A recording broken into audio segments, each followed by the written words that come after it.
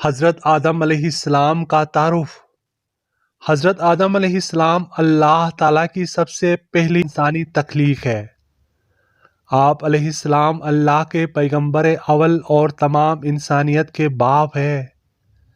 1,24,000 پیغمبروں میں سے حضرت آدم علیہ السلام کو نہ صرف پہلے انسان ہونے کا شرف حاصل ہے بلکہ آپ رحمت اللہ علیہ روح زمین پر قدم رکھنے والے سب سے پہلے انسان ہیں۔ اللہ تعالیٰ نے اپنی آخری کتاب قرآن کریم میں 25 آیات میں 25 بار آپ علیہ السلام کا ذکر فرمایا ہے۔ قرآن پاک کی دوسری سورہ بقرہ میں سب سے پہلے جس نبی کا ذکر آیا ہے وہ حضرت آدم علیہ السلام ہے۔ حضرت آدم علیہ السلام کے پیدائش سے قبل جن اور ملائکہ شب و روز عبادت الہی میں مصروف رہتے تھے، حمد و ثنا بیان کرتے اور اللہ تعالیٰ کی تسبیح پڑھا کرتے تھے۔ تمام فرشتے اللہ تعالیٰ کے انتہائی عبادت گزار اور فرمان بردار تھے۔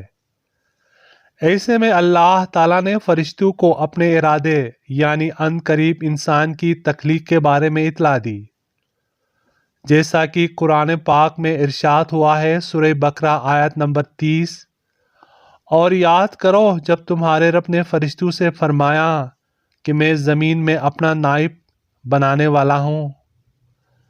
یہ اطلاع پاتے ہی فرشتے اپنے ناقص علم کے باعث پکار اٹھے اور سوال کیا، کیا تو زمین پر ایسی مخلوق کو اپنا خلیفہ بنانا چاہتا ہے جو اس میں فساد پھیلائے اور خون بہائے؟ جہاں تک عبادت کا تعلق ہے تو ہم تیری حمد کے ساتھ تسبیح پڑھتے اور پاکی بیان کرتے ہیں۔ ملائکہ کے نزدیک انسان کی تخلیق کا کوئی جواز نہ تھا، لیکن اللہ تعالیٰ جو اپنے علم میں کامل ہے اور آئندہ کے حال سے باخبر ہے، نے تخلیق انسان کا ارادہ اپنے پوشیدہ حکمت کے تحت کیا جس سے فرشتے بے خبر تھے۔ لہٰذا فرشتوں کے سوال پر اللہ تعالیٰ سورہ بقرہ آیت نمبر 30 میں ارشاد فرماتے ہیں، بے شک جو کچھ میں جانتا ہوں تم نہیں جانتے۔ عبادت کے علاوہ اس نئی مخلوق یعنی انسان سے خلافت الہی کا کام لیا جانا تھا۔ اس کے لیے جن قوتوں اور صلاحیتوں کی ضرورت تھی وہ فرشتوں کے اندر موجود نہیں تھی، لہٰذا تخلیق آدم کا عمل شروع ہوا۔ اللہ تعالیٰ نے مٹی سے آدم کا پتلا تیار کیا، پھر جب وہ خشک ہو کر پک کر کن کن بچنے لگا تب اللہ تعالیٰ نے اپنی قدرت سے روح کو حضرت آدم علیہ السلام کے جسم میں داخل ہونے کا حکم دیا۔ روح کے جسم میں داخل ہوتے ہی آپ علیہ السلام اٹھ بیٹھے اور چیخ دیے، جس پر اللہ تعالیٰ نے فرمایا کہ انسان بڑا جلد باز واقع ہوا ہے۔ حضرت آدم علیہ السلام کی پیدائش عمل میں آ چکی تھی۔ اللہ تعالیٰ نے اس انسان اول کو اپنی طاقت اور قدرت سے علم عطا فرمایا۔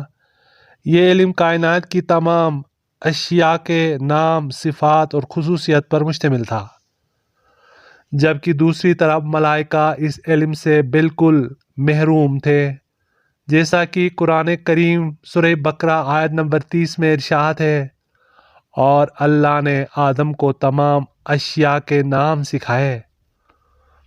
اللہ تعالیٰ نے حضرت آدم علیہ السلام کو فرشتوں پر یہ فضیلت عطا کی تھی، اور یہ فضیلت ثابت کرنے کے لیے اللہ نے فرشتوں کے سامنے کائنات کی اشیاء پیش کی اور ان سے فرمایا کہ اگر تم اس بات میں سچے ہو کہ تم منصب خلافت کے فرائض ادا کرنے کے قابل ہو تو ثبوت کے طور پر یہ پہلے ان اشیاء کے نام اور خصوصیت بتاؤ۔ فرشتے ان اشیاء کے نام بتانے سے قاصر رہے اور آداب کے ساتھ عرض کیا کہ اے خدا، ہم تو اتنا ہی جانتے ہیں کہ جتنا تو نے ہم کو بتا دیا ہے۔ نہ صرف یہ بلکہ ملائکہ نے اس بات کا بھی اعتراف کیا کہ وہ اللہ تعالیٰ کے حکم کے مطابق وہ نہیں جانتے جو اللہ تعالیٰ جانتا ہے۔ اب جبکہ فرشتوں نے اپنی لا علمی اور معذوری ثابت کر دی تو اللہ تعالیٰ نے حضرت آدم علیہ السلام کو حکم دیا کہ اے آدم، تم ان چیزوں کے نام اور خواص اور تاثرات ان فرشتوں کو بتا دو۔ حضرت آدم علیہ السلام نے جلدی یعنی فوراً وہ سب نام بتا دیے۔ تب اللہ تعالیٰ نے فرشتوں سے کہا، سورہ بقرہ آیت نمبر 33، کیا میں نے تم سے نہیں کہا تھا کہ میں آسمانوں اور زمین کی ڈکی چھپی چیزوں کو خوب جانتا ہوں، اور جو تم ظاہر کرتے ہو اور جو تم چھپاتے ہو اس سے بھی خوب جانتا ہوں۔